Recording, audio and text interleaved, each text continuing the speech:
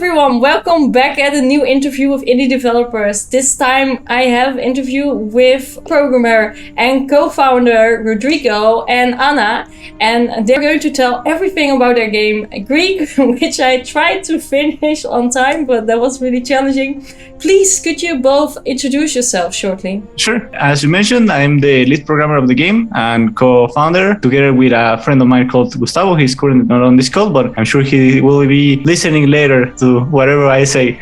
My name is Anahit. Everybody calls me Anna, and I'm the producer of business development at Navegante. Okay, that's cool. I was just wondering, how long was the development of this game? It's a bit tricky to measure because we started the game a long time ago, because the game itself was our first project. I used to work on a marketing company that made small games for brands and stuff like that. That's where I met Gustavo, and it's been a long time since that, because we were learning the ropes of game development, stuff like that. So we started the game actually 7-8 years ago. We made the game 4 times. So yeah, we're not working on it full time until I think what would you say, Anna? It was full time around 2 years. Yes, outside 2 years. Yeah. So when we decided the game was in great shape and stuff like that, we decided to actually quit our jobs, commit to it, and from there on it was 2 years and 1 year, around a bit more 1 year, published by Team 17, and that's where we actually committed to finish the whole project. So it's kind of weird because we learned a lot about game development on the process. We tried the game 4 times. We already have a part of the game, so it's kind of weird to measure, Most of the work was on the last years for sure, because we were fully committed to it. I guess that's most of what happens in game development. It's never what you expect. Exactly.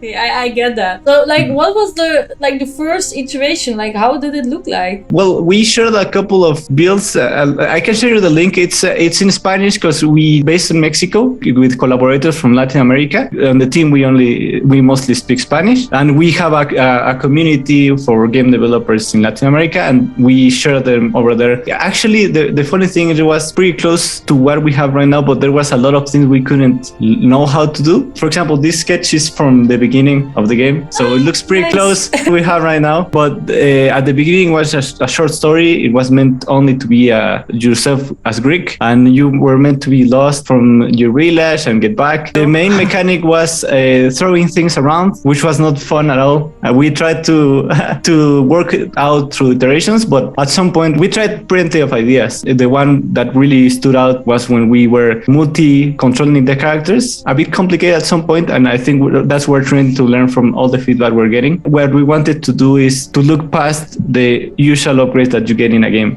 Because in Greek, you start out with a lot of mechanics that are usually given forward in most games, for example, the wall jump or the double jump or stuff like that. So we're trying to see what will happen in this case. A lot of it changed from time to time, and I think looking past the previous versions of the game will be a complete different dive. I'd like to add too that when Greek started the production, like Rodrigo mentioned before, it was in their spare time. But as the time progressed, also the tools progressed. So, for example, the Greek is made in Unity, but Unity started getting more support for 2D games. They were working on an area of the game, and then new tools came, and then the next area of the game looked better. Well, it was just like that, and so every time it just started looking better, and then they started to parallax system, and it just started changing. So it had a lot of progression, and throughout the development there were lots of new tools and new things, and so that's what started making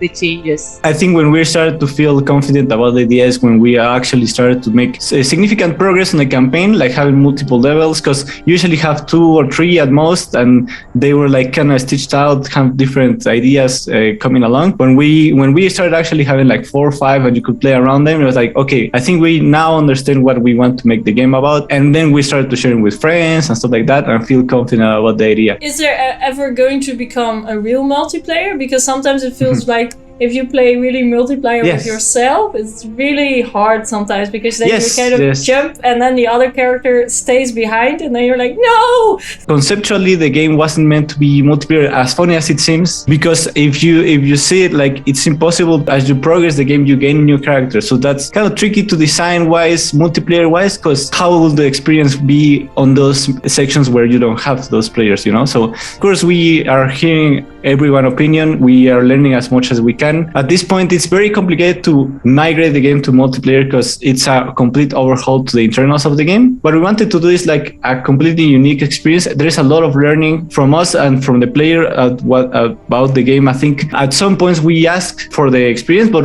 the idea was to make a game for people that already played platformers before. So it can kind of gets funny at some points, but we're trying to learn as much as we can, and we are definitely trying to take this idea of multiplayer into the future of our next projects or next ideas, because we got a ton of ideas of where we can take Greek from the future. You're working on a new game, or like you want to kind of develop the Greek world? I think both things are a possibility. At this point, we're still listening to feedback and trying to adjust. For example, when we launched, there was something we missed about how characters move together that has been fixed after that. And we agree. When you're developing, you get a few opinions of people around you, but when it's out, there's so many opinions and so many different solutions. So you gotta pinpoint what's the core problem there and try to fix it without messing with what you wanted to make, you know? We have got still a lot of ideas to talk about the story. We want to still give the game a little bit more maintenance before we move on. We hope we can share soon what we're working on. So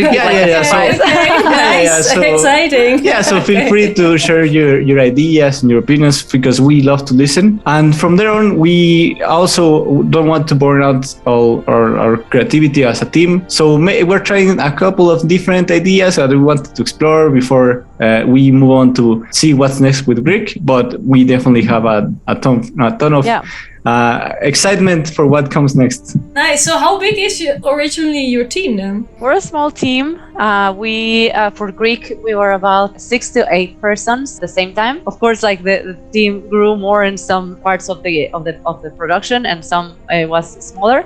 But now we're always about 6 to 8. Our studio is based in Mexico, and we have collaborators in Argentina and Ecuador, Venezuela. It's really cool to have, like, we're all remote, so it's really cool to jump in and calls and see like what's going on in their part of the world. Nice. So, that's cool. It's very multicultural, basically. Although still speaking Spanish a lot. Yes. So exactly. Even though that the concept wasn't really clear from the beginning, it changed a lot. But were there some games that you got inspiration from? So funny enough, we get compared a lot to Hollow Knight. I think Hollow Knight is fantastic, but the original idea came along a mix-up between things we really love. For example, there's a game called The Lost Vikings. Yes, I know it. So that's kind of like the core inception of the game, gameplay wise, because what we wanted to see is how that concept would evolve to today. Because I bet you saw it on your experience that there's very interesting puzzles that you can think about having split characters around. The combat sometimes get very complicated if you're not used to platformers, or maybe, but the puzzles, I think that's where the game starts to shine, about splitting the characters together. So that's the core gameplay idea comes from that, and also a SNES game from The Lord of the Rings, where you could multi-character around. That's from Gustavo's point of view, and from my point of view is The Lost Vikings. So we usually clash those ideas together and see how can we, because those are old games, we want to see how these formulas that got lost in time, how will they evolve today? And then from visually, we wanted the game to look as an art book all the time, you know, every frame, and a lot of hand-drawn animations. So we look a lot. I felt it was really a merge between Lost Vikings and Ori and the Blind Forest. That was, I thought, like the way how I would interpret it. Yeah. I think that's what we wanted to make the game about, is how a platformer look, a 2D platformer should look today, you know, because there's excellent pixel art, and I think pixel art has been like in a perfect shape lately, but we want to see how today's 2D games should look. Ori, as you mentioned, Hollow Knight are games that do it really well. Besides that, I think we love how Child of Light looks, or other games that have a lot of different emphasis on art and animation. We wanted to mix that, but also don't leave behind the gameplay, you know? So how was the art development of this game? It was challenging for a small, because like our art team was small, so having hand-drawn animations has other challenges. For example, committing to one animation involves a lot of work, involves lots of frames. Just like one action of the character can have so many different frames to make it happen, right? For example, you already went through the torch part where there's Greek with the torch, right? So it was like, oh, if we want to make this mechanic, then we have to make sure the Greek can run with the torch, jump with the torch, turn with the torch, right? And all of those have to be considered when you're like thinking of how many frames and the cleanup process and the integration process. One of the things that we did was doing drafts, for example, draft of the animations, and we would use drafts to first try the mechanics and see if that was something that was fun, that was something that we could do, and then we would commit to those and then finish those animations. So that process was challenging for a small team, but I think we really have a really good team and very talented that made it happen. Same with the hand-drawn art style of the backgrounds, making sure that those merge together and all of that. It had its challenges, but we're very proud that the result has been really good. The art style has been one of the things that has been more praised of the game, and that's really, really fulfilling. Yeah, I think that's one of the highlights, as Anna mentioned, and what I'm very happy about, and I've seen about, maybe it's a huge commitment doing frame by frame animations at some point, but also I think it has so much potential to outlast time, because there are animations in the game that are pretty old. As I mentioned, we started the game a few years ago, maybe not as full time as when full production, but there are things on there that are still in the game and they look excellent. And I think the same thing happens, for example, with Disney movies and stuff like that is hand drawn. I don't know, it has something else to last the test of time than other kind of games. So hopefully in a few years we'll still look back at Greek and be happy about the outcome.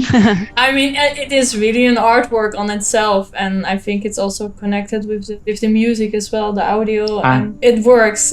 Did you find like the publishers like really immediately, or was it like what was the road of publishing this game? Yeah, for the publishers, like Rodrigo mentioned, once was a very solid idea of what we wanted for Greek. That's when I got involved, and we were looking for a partner, in this case a publishing partner, that could help us take the project to the next level, right? Because like distributing more worldwide and also reaching more players. So that's when we started looking at some potential publishing partners that had other games that were similar to ours. So that's when we went to different PAX events. PAX, for the ones that don't know, are events where there's lots of indie games and publishers, and there's also AAA. It's a big convention in the United States, and so we went to PAX East, which is in Boston. We were fortunate to talk to many publishers. One of the publishers that we talked to and that we liked was Team 17. So we had several talks with them, and also they had questions and we also had questions. So at some point we decided to partner together, and I think it was a great partnership because of the catalog that they have, and also we were happy that they were very excited with the game, and that was also very good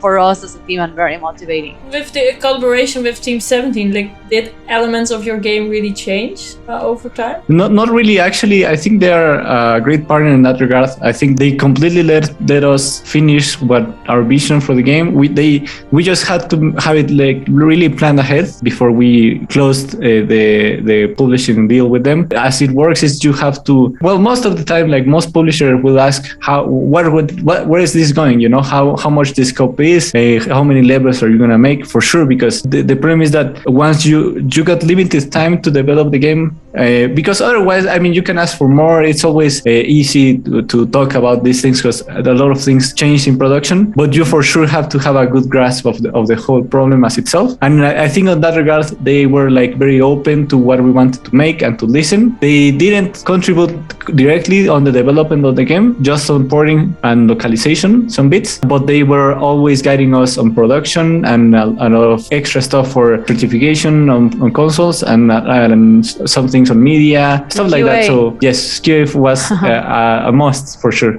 If you're curious about what we pitched to them, there is the demo of the game on the eShop or Steam, and that was our vertical slice. Like if you maybe are a developer listening and you're curious how much of the game was on their hands. That's what we showed on events, and it's a closed loop of the game. It has a different order of what you play on the main game, but that's our vertical slice and what encompasses the core of the game, and that's where they play around and they like. What was the biggest challenge by making Greek? There were many challenges, but one of the big ones that I can think production-wise, where we had a lot of help from Team 17 and from our partners Bromeo as well, was releasing Greek in multiple platforms simultaneously with physical editions on retail at launch. So it was our first game. So Greek is our first game as a studio. And not knowing what was coming was very challenging. So the whole certification process and the whole, like we had, for example, to have the build certified 3 months before launch just to be able to release physically on retail. Most consoles, which was Nintendo Switch, Xbox Series X, and PlayStation 5. So for me, that was very challenging, but we were very lucky to have lots of guidance for that. Another big challenge that I can think of was also the localization part. Greek was localized in 10 different languages. The whole closing dialogues, like making them final, was like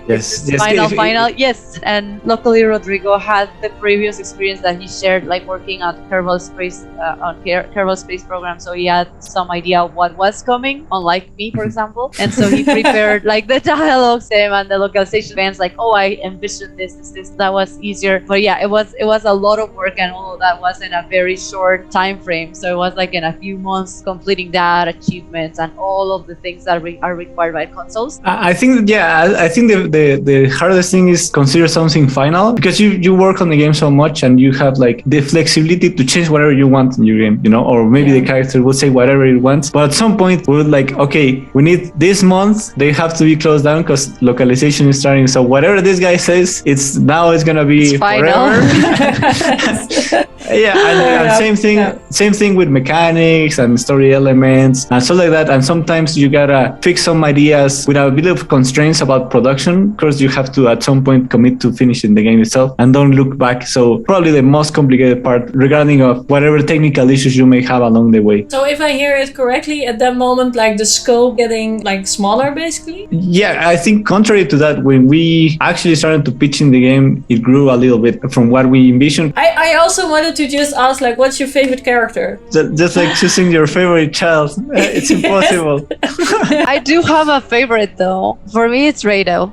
Oh my god. He's so strong, right? Yeah. Yes, and he's so fun, like the hook shot and everything. I mean, I've played the game so many times, so I just like him. How fast would you run the game then if you? And I got a good grasp of the game now. I think we can finish it like around 2 to 3 hours, but I mean, speedrunning has been getting crazy, so it's like 30 minutes something at this point by Savera.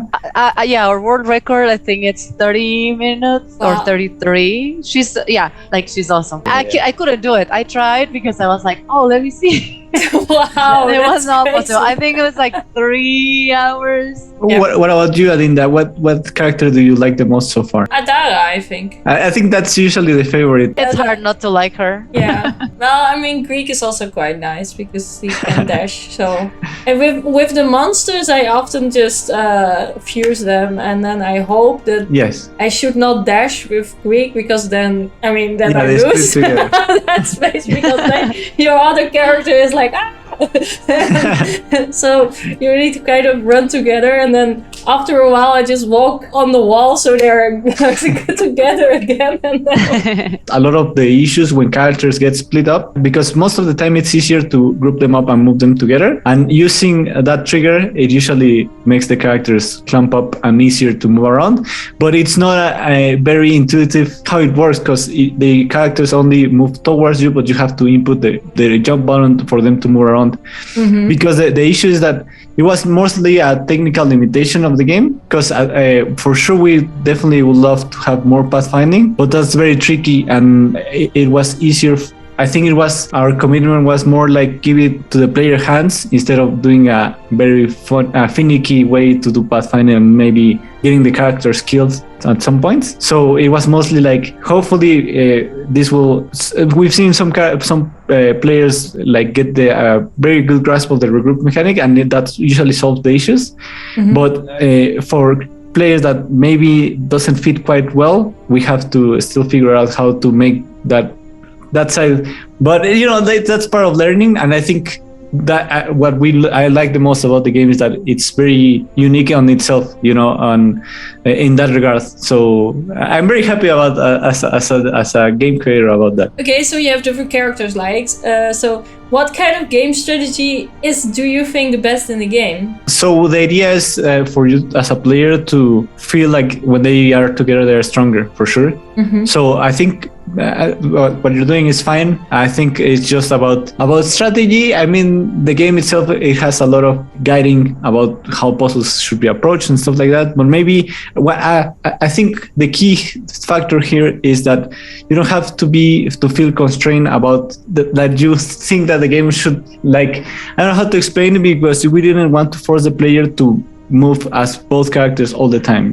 If you feel comfortable with Adara, you can. Often I just take one and then walk around, and then I take the other one. And that is correct. Around. Oh, that's correct. I play correct. Yes. That's one of the key things that I think we're having some troubles also. And I think that's usually what happens. For example, in Breath of the Wild, people don't want to spend their weapons because they break, So it's kind of those things like people don't want to leave the other character behind because they're like, oh, but it's my sibling, Okay. One of the things that we put that also was that you could split the characters in different levels and resolve different things, and you can use them either at the same time or separately, however you like. So maybe if the game itself is not fitting as moving them around together, so there is the possibility that you can just run past most of the game, and when you reach a point where there's puzzles and stuff like that, you can fast travel the other character there with using the teleport stones. I think the best way to play the game is how you feel most comfortable about. And of course, we are looking at a lot of streams and learning how people interact with the game for the future of what we want to do with this concept. So with this concept, like will there be DLC kind of feel, or like you want to change stuff, or? I think there's a lot of great possibilities of how games that have a solid single player and co-op campaign can behave, because there is a lack of proper co-op games in my perspective that are like committed to giving you an experience, because most of the time they're just more like party games, like you can be or not be there, but they're not designed themselves as a co-op experience. So puzzles in Greek have puzzles around co-op mechanics, and some players don't want to play co-op, some players want to play solo, and some players want to play with another friend. So I think having the grasp of games that can be designed as a co-op game that can be played by yourself, if you're free, comfortable with micromanaging characters, can be pretty fun. And I think that's what we want to figure out and iterate upon. The problem is doing multiplayer is very complicated. I think that's why it was out of scope for this one. Mm-hmm. But we're definitely looking into it for the future of our studio and next games we make. Yeah, it's also a difference between local and like. Yes, super, very complicated. And Greek was the first project, so I think we were very good.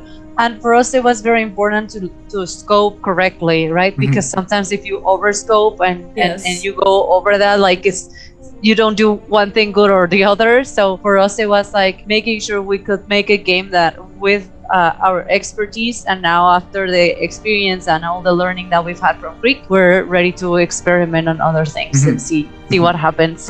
yeah, for sure. Yeah, and also because it has been ported to like a lot of different consoles, and like did some mechanics also change because of that? Not really. I think the game mostly remained the same. The only thing that was challenging for other consoles was, for example, we really wanted for the game to run at 60 frames per second in all consoles. So Rodrigo did a great job there at making sure that Greek runs at 60 frames on the Switch, which was what we really wanted. So for us in the development, we took the Switch as the benchmark. So Switch was where we would try everything to make sure that the performance was consistent and was stable, and then take it to the consoles or PC. Yeah, I think the platform-wise, the challenging thing was being able to take advantage of.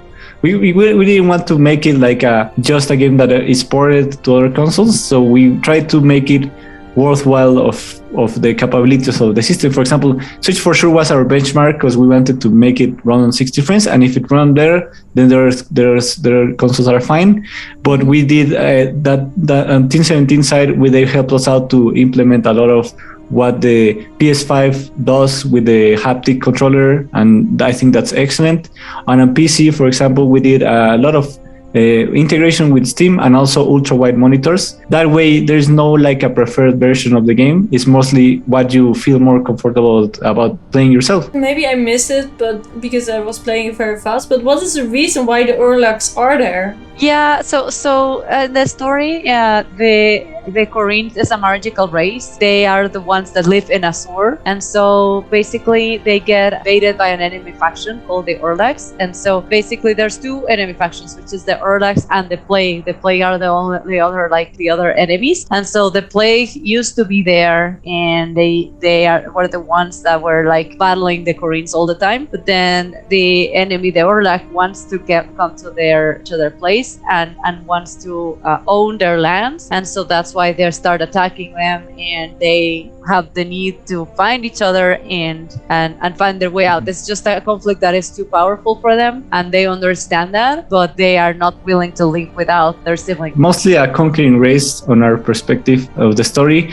There's actually a previous conflict that happened before, story-wise, that where they already lost. So you can think of them kind of like Vikings, that they move around trying to conquer new lands, but they already lost there once, and this time when they come back, they manage to play around with the other creatures of the Plague, and that's the winning factor on their victory now. Because if you see in the game, they don't interact with one another because they are allies, and that's where you're trying to figure out as a race themselves, the Koreans. Maybe what we wanted to keep the game is in a perspective of a child, like in this conflict as Greek, because we didn't want you to be like the one, or maybe because in this conflict, you as you roll in the story, you wouldn't be doing like maybe invading them or killing the big bad guy. You would just be trying to reunite with your loved ones and maybe try to help people around you, which are the guys in the camp, and trying to figure things out. How can you solve this situation where you are like maybe not prepared yet, you know? That's what we're trying to go for. Okay, so not like the protagonist who is going to save all the people, basically. Yeah, maybe just doing what you can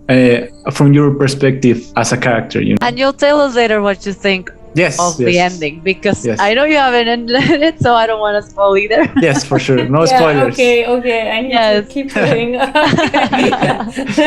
Okay. Yeah, well, the first time I had like 2.5 hours sleep, so that was also not advisable.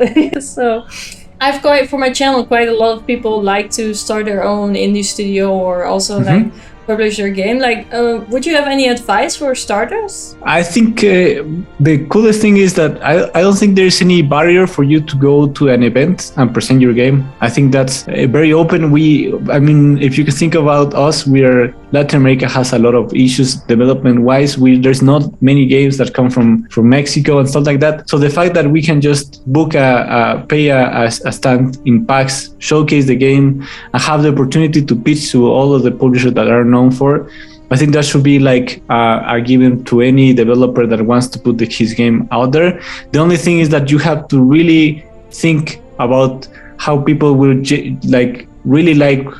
There is so many options. You saw the E3 showcase, like there's so many trailers about games. Why will people be interested in your idea about all that, you know? You have to bring something new as a player. You know what you like. You have to be honest about your design, and then really commit to something that you really feel, because I think the game itself, it's about family, about people, about that, because we feel it as a studio. We love our character, we love the story, the world, and that's something that you have to put out there for people to really engage with what you want to make, you know, because there's so many out there that if you don't bring your best, I think you're just gonna be waiting, because there's so much competition and people that are very experienced. So and also, have fun in the first part, because there is a lot of constraints when it comes to actually committing. and going full production. For that, maybe you don't have the resources, or you have like the day job that is taking a lot of your time, but you have your freedom to do whatever you want and figure out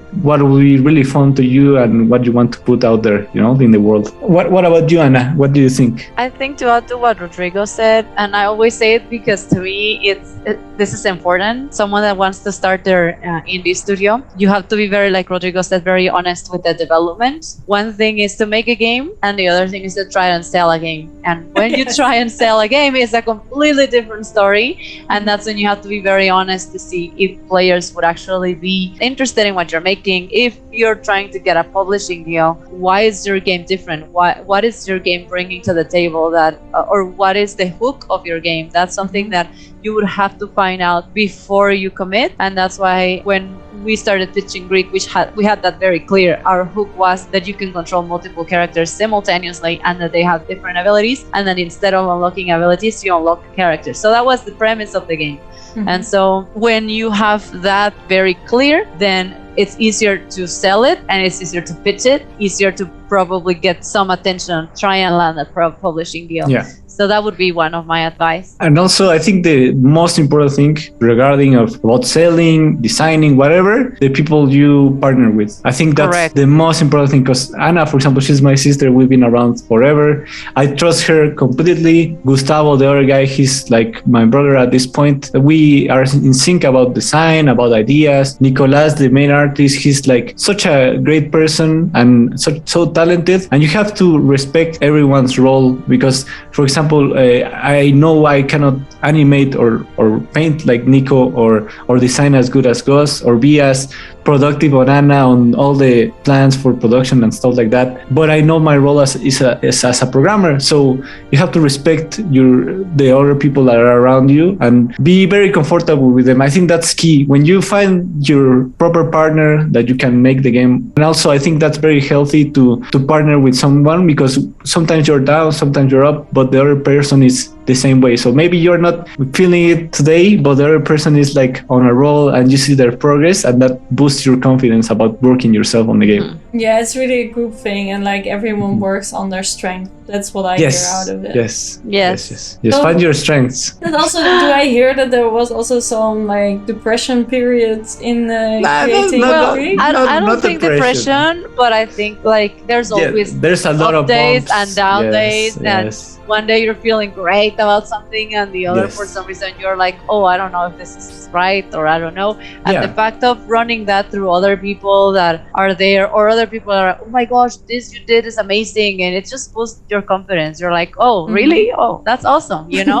And so maybe I wasn't thinking about that, but the fact that someone like complimented something that I did was good, and I think that's very, very strong and very, very valuable. Yeah, for sure. I think making game is complicated, and there is a lot of up and downs. I mean, it's a lot of time, and there is a lot of things that happen in that time. So that's why I'm saying, like, it's super important that you feel very comfortable with the people that you are with, because you're gonna go through thick and thin, and in events it's really fun to see people and listen to and that's a boost in what you're making, but it is also a lot of work, and you have to spend some money to go there. So there's a lot of up and downs, and you have to have the proper people at your side. Making games is very difficult.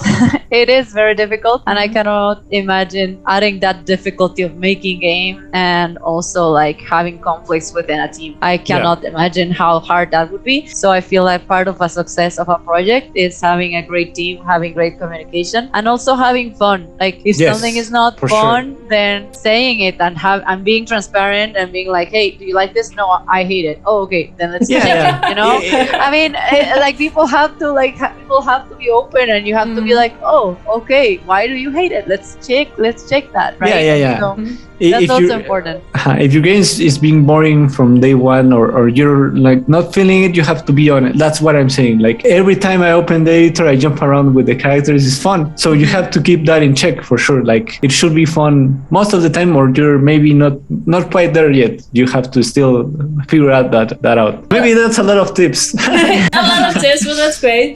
Like, and also, but like some parts of your team are working remotely, so isn't that Yes. extra challenging? I think at this point we got used to it since they're scattered around, but we try to make things like we try to play sometimes close to the weekend, like on Fridays and stuff like that, something together. We play some games together. Yeah, we or do sometimes daily before meetings. the meetings. Before the meetings, like we talk like what are you playing, and we talk about that. Like Rodrigo and Ricardo, like their daily Elden Ring discussions, things like that. And so it's like a friendship too. It's like, hey, what are you up to? Or sometimes learning of what's going on in Argentina or the weather in Ecuador or something. It's just like don't make it all about work. Not all about work. Yeah, definitely. And also like we have our a Slack channel, and so sometimes we share soundtracks and we share stuff there. So it's not only about work. It's also like they're our friends and we're all friends. So. Yeah, and what we're trying to do, I mean, it's complicated since we're scattered, but whenever it's possible, we try to reunite and do something. When Nico was here in Mexico for some time, we went hiking. It was super fun. So let's just keep in check that people are and they got their life going on, and don't be like, just be normal. Nice. That's really cool. So I hear a lot of fun and playing, and like how long is a work week then? Because like if you also have that in between, like because a lot of people say that game development is like hard work. So well, I think for us it's like a normal work week. Honestly, like when we play, it's probably a Friday afternoons or something. That's when we play or something. Maybe towards the launch, yes, we had to work a little bit more because it was insane. Like it was like doing so many things at the same time and stuff. So we probably all put a bit more hours than now. I mean, not too crazy, but not like just a normal work week. Or no, I think at this point, since we're a bit more in more like a comfortable place at this moment, since the game is out, it seems to be in a much better shape now for people to like it. We've been, of course, listening and working on some ideas about that, but at this point we're trying to make it more voluntarily for the team to jump around and work on the game. And maybe if they got something going on, they can just take the day. So at this point, it's very chill. But of course, when it was like close to release, it was like at some point you are like, oh my god, I'm working the whole day. At least from my side, because you're trying to do your best. You don't want to put it out there because it's very complicated to get something through consoles and stuff like that. So you might have to make sure that everything is in check before it goes, and that's of course very time consuming. But it's also what you want to make. It's very fulfilling because it's gonna be there. It's gonna be on your hands. That's where I said that it's important to prioritize because. We're very, I think, well, I would say like we're good at communicating what's coming or stuff like that. So like Rodrigo said, right now it's like, oh, you need a day off because like we understand you have family, you have to do things, like just do it, And if we have like a deadline of something that just came, we're just like, hey, we're targeting this date, and we're all very good at like understanding that and just being like, oh, this is something we have to do. And then when we're good with that deadline, team is extremely responsible. That's why I was saying like it's key. Any person that gets in the team is very important, that feels that way, that they are responsible, that they like what they're doing, that they have fun. And also that they don't get lost in work, because that happens a lot of time when you're trying to build something. Just keep it chill. Yeah, that's lovely to hear. That's also why I love to interview indie developers, because you can hear that it's coming from your heart and it's not because someone is saying you need to do this, right? So that's really lovely. Yes. Thank you. I think we covered almost everything. I mean, even like in all different routes and branches. Any last advice? Not really. Just I look forward to whatever your audience makes, and if somehow we can help in some other way, just let us know. I will be happy. Thank you so much for the invitation too. Yes, I wanted to thank you, Linda. Thank you so much for having us here. And for me, it's very, very, very, very important to thank because opening these spaces for us and having us show the game and you playing through the game and showing it to your audience. So that's amazing. And every comment on Twitter, every Steam review that we get, all of that really helps us and motivates us and supports us as a studio. So thank you so much for inviting us and having us here. Yeah, oh, you're welcome. I'm so glad that I got to catch you at the GTC, and then we just suddenly was like, yeah, we're going to do an interview. So yeah, it's really, really cool. It's I still need to practice the game, but it was a really nice adventure, and I'm glad that I can share with all of you like the insights of making Greek. So awesome. Thank you very much for having this interview. The next interview will be the Frog Island, who is going to be a new game on the Switch, so that will be very interesting as well. And see you in the next video. This was Acreates. Bye bye.